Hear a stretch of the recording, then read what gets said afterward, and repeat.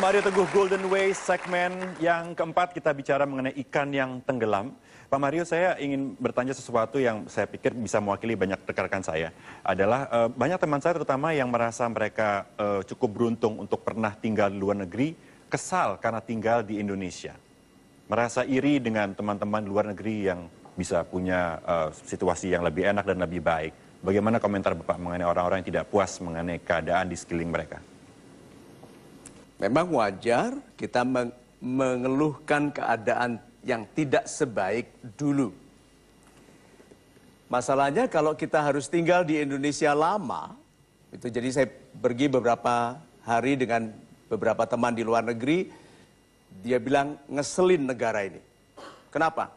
Kereta api tepat waktu, semua bersih, rapi, gitu kan? Aman lagi, orang perempuan bisa jalan jam 2 pagi, tidak berbahaya. Ngeselin banget negara ini. Ya, itu sarcastic. Waktu dia kembali ke Indonesia lagi bagaimana? Sudah kesel lagi, masih kesel? Enggak, sudah enggak kesel. Sudah semuanya terlambat, enggak begitu bersih. Nah, maksudnya adalah di mana Anda berada, di situ Anda hidup. Jangan mengeluhkan yang tidak Anda miliki, seperti ayam yang mati di lumbung padi. Mengapa? Karena padinya habis. Ayam yang mati di lumbung padi ini ungkapan lama bahwa dia lupa makan padi yang ada karena mengharapkan padi yang di luar lumbung. So, menikah, lihat wajah suami, sudah seperti itu tidak bisa ditolong lagi. Ya sudahlah, tinggal cari sisi mana dia kelihatan cakep, itu saja. Gitu? Hiduplah dengan keadaan yang ada, lalu tumbuhlah dari situ. Bukan mengeluhkan yang tidak Anda miliki. Itu Mas Suli. Super sekali Pak Mario, terima kasih Pak. Kita berikan kesempatan kepada super audience untuk bertanya. Silakan angkat tangan Anda. Saya persilakan kepada Bapak yang berada di balkon nih. Ya, silakan Pak. Langsung saja yang ingin saya tanyakan, karena tadi di awal berbicara mengenai kegagalan, maka yang ingin saya tanyakan, berapa banyak sebenarnya kegagalan yang kita butuhkan atau seseorang butuhkan sehingga ia mencapai kepada keberhasilan puncaknya? Super sekali. Terima kasih Bapak. Assalamualaikum warahmatullahi wabarakatuh. 1. Gagal itu harus -1. Kalau Anda gagal 47 kali, Anda harus berhasil berapa kali? Bukan 47, berhasil di upaya ke 48. Jadi 47 gagal, tidak apa-apa selama sabar mendengarkan omelan istrinya.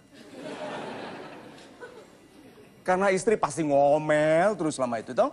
Tapi begitu satu, istriku, gitu, berhasil. Jadi kalau begitu bukan jatuhnya yang penting, tapi bangkitnya setelah jatuh.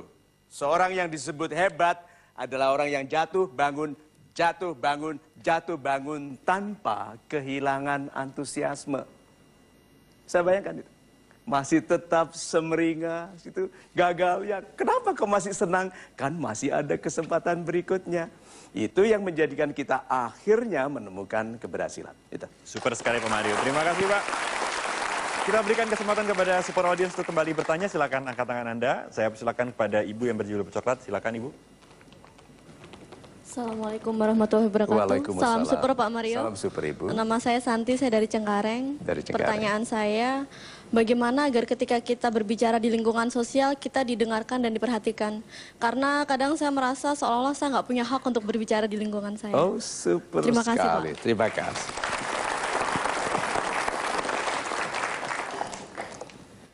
Untuk orang yang berbicara, lalu mau didengarkan, harus ada nilai dengar,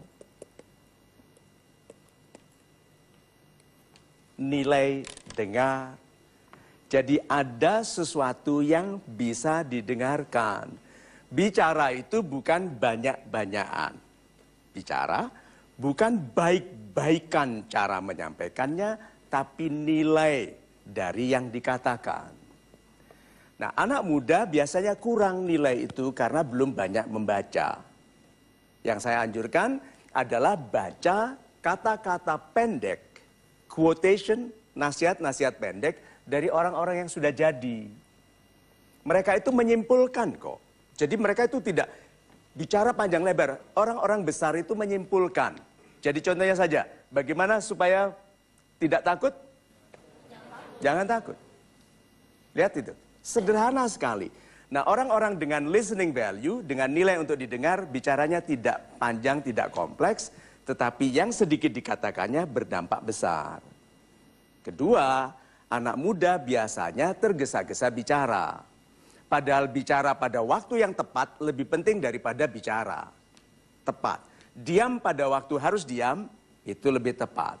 Jadi, anak muda yang tidak bicara, selama semua bicaranya masih benar, itu menghemat tenaga.